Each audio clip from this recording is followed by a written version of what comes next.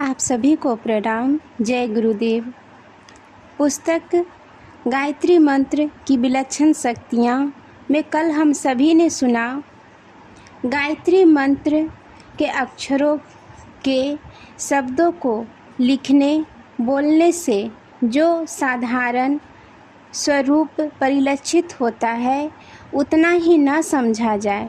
उन अक्षरों में रहस्य भी बहुत कुछ है। उस रहस्य में अलौकिकता भी प्रचुर परिणाम में छिपी पड़ी है। अब आगे सुनेंगे। गायत्री मंत्र यो याद तो कई व्यक्तियों को होता है, उसका अर्थ भी वेद व्यास ने महाभारत में यही प्रतिपादित किया है कि गायत्री तत्व एवं रहस्य जानना चाहिए, जानकर उसे अपनाना चाहिए। जो इस प्रकार प्रयत्न करेंगे वे सर्वांगीण प्रगति की दिशा में ही निरंतर अग्रसर होंगे। अवनति का कोई ऐसा प्रसंग उनके सामने न आएगा जो इस पवित्र सर्वगुण संपन्न गायत्री तत्व को जानता है, उसकी इस लोक में अवनति नहीं होती। गायत्री महामंत्र के अक्षरों को जानते समझते हुए भी हम वस्तुतः उससे अनजान ही हैं। यदि उसे हम तत्वतः जानने, समझने और अपनाने में सफल हुए होते तो उस स्थिति में ना होते जिसमें आज है। तब हमारी स्थिति कुछ और ही होती। हम ब्रह्म चेतन पुण्य आत्मा कीर्तिमान दिव्य विभूतियों से सुसंपन्न निर्मल अंतःकरण और परम श्रेय के अधिकारी बने हुए सुख शांतिपूर्ण स्वर्गीय जीवन जी रहे होते। गायत्री उपनिषद का प्रतिपादन है कि जो वेद माता गायत्री को ठीक तरह जान लेता है वह ब्रह्मवत पुण्य कीर्ति एवं दिव्य विभूतियों को प्राप्त करता है और जो निर्मल अंतःकरण होकर परम श्रेय का अधिकारी बनता है। गोपथ ब्राह्मण में गायत्री के 24 अक्षरों को 24 स्तंभों का दिव्य तेज बताया गया है। समुद्र में जहाज़ों का मार्गदर्शन करने के लिए जहाँ तहाँ प्रकाश स्तंभ खड़े रहते हैं। उनमें जलने वाले प्रकाश को देखकर नाविक अपने जलपोत को सही रास्ते से ले जाते हैं और चट्टानों से टकराने एवं कीचड़ आदि में फंसने से बच जाते हैं।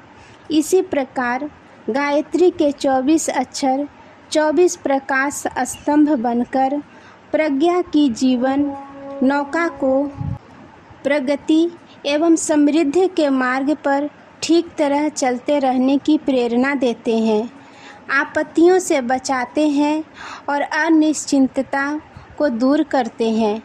गोपथ के अनुसार गायत्री चारों वेदों की प्राण सार रहस्य एवं तन है।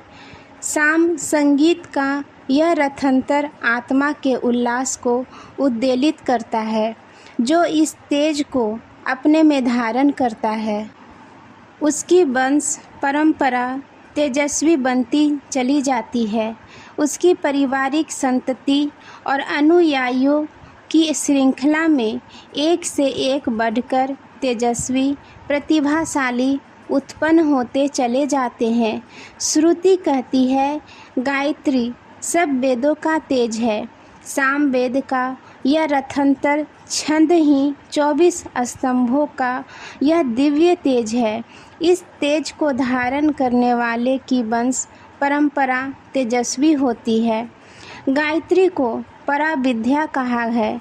साधारण विद्या के लाभों का परिचय सर्वसाधारण को है, किंतु पराविद्या का महत्व कोई बिरले ही जानते हैं। जो जानते हैं वे धन्य हो जाते हैं। परम तत्व में परमात्मा से दिव्य विभूतियों से जीव का सीधा संबंध बनाने वाली पराविद्या मनुष्य की सबसे बड़ी श्रेय साधना है। गायत्री के 24 अक्षरों में बीज रूप से गायत्री विद्या का सारा रहस्य और तत्व ज्ञान ओतप्रोत हो रहा है। शास्त्रकारों ने इस रहस्य को जाना और प्रकट किया है। 3 पद वाली तथा 3 अक्षर आ, ओ, म वाली समस्त भुवनों की अधिष्ठात्री 24 अक्षरों वाली पराविद्या रूपी गायत्री देवी सबको इच्छित फल देने वाली है। रुद्रयामल तंत्र की भांति ही गायत्री तंत्र में भी इसी तथ्य का वर्णन है। उसका प्रत्येक अक्षर इस महाविज्ञान का सारगर्भित अध्याय ही कहा जाता है। गायत्री तंत्र में कहा गया है, तत् से लेकर प्रचोदयात के 24 अक्षरों वाली गायत्री तत्व अर्थात पराविद्या से ओतप्रोत हो। गायत्री के 24 अक्षर 8-8 शब्दों के 3 पादों में विभाजित इन 3 पादों का अपना महत्व है। 3 पाद तीनों लोकों की समस्त विभूतियाँ अपने अंदर धारण किए हुए है। जो उन्हें ठीक तरह जान समझ लेता है, उन्हें प्रयोग में लाने की प्रक्रिया समझ लेता है, वह त्रैलोक विजयी की तरह आनंदित होता है। बृहदारण्यक में कहा गया है, भूमि अंतरिक्ष धौ के तीनों गायत्री के प्रथम पाद के 8 अक्षरों के बराबर है। जो गायत्री के इस प्रथम पाद को जान लेता है, सो तीनों लोकों को जीत लेता है। बृहदारण्यक उपनिषद में गायत्री के 3 चरण के द्वारा उपलब्ध हो सकने वाले प्रतिफलों का उल्लेख मिलता है, जिससे जाना जाता है कि इस महामंत्र का आश्रय लेने वाला साधक क्या कुछ प्राप्त करने में सफल हो सकता है। तत्सवितुर्वरेण्यं मधुर वायु चले, नदी और समुद्र रसमय होकर रहे, औषधियाँ हमारे लिए सुख कारक हो। भर्गो देवस्य धीमहि, रात्रि और दिन हमारे लिए सुख कारक हो। पृथ्वी की रज हमारे लिए मंगलमय हो। धूलोक हमें सुख प्रदान करे। धियो यो न प्रचोदयात, वनस्पतियाँ हमारे लिए रसमयी हो। सूर्य हमारे लिए सुखप्रद हो, उसकी रश्मियाँ हमारे लिए कल्याणकारी हो। सब हमारे लिए सुखप्रद हो, मैं सबके लिए मधुर बन जाऊं। उपरोक्त मंत्र में प्रार्थना जैसी शब्दावली का प्रयोग हुआ है, पर उसमें जिस भावना का संकेत है उसे सहज समझा जा सकता है।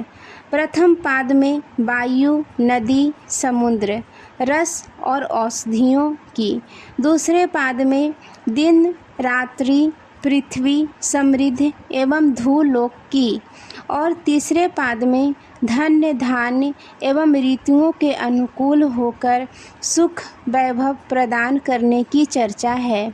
और साधक को इतना मधुर सुसंस्कृत बन सकने का संदेश है, जिससे उसके लिए सब कोई अनुकूल एवं मधुर बन सके।